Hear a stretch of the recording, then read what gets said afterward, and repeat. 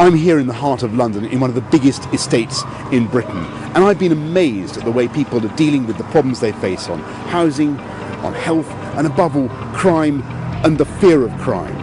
And I don't think it's good enough for us to say there's nothing we can do about the huge social problems which have led, for instance, to 27 teenagers being stabbed or shot in London in the last year alone.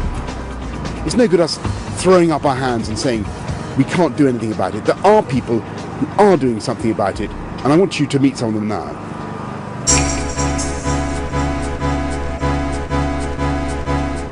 I think what XLP does is it comes and meets the young people where they're at. Many estates in London are territorial, so we have this bus that travels onto estates and meets kids where they're at, helps them make wise lifestyle choices and empowers them to realise the incredible potential they have. What are your goals, John? To be myself, not to get into trouble,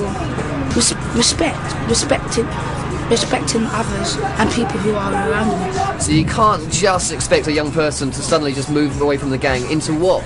You have to offer alternatives. A lot of kids don't have much purpose and don't know really what they should be doing with themselves. And so you give them something to do? Yeah, we try and give them something to do. And I think whenever you've got a purpose or something to work towards, it steers you away from other things. I myself have a 12-year-old boy and he plays football, and because he needs to play football, he can't go and hang around on the streets. He can't, he has to discipline himself that he's got to get up on the mornings and Saturday to go to training.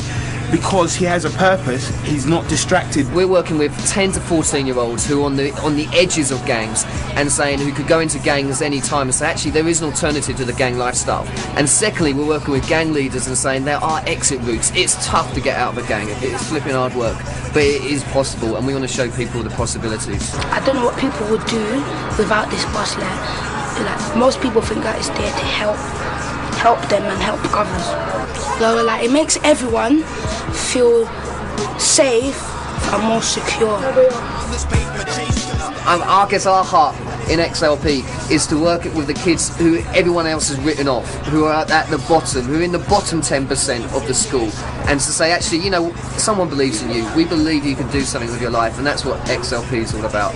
I think it's inspiring to see what groups like XLP can do to give these kids a sense of excitement and encouragement and esteem that they might otherwise get in the gangs.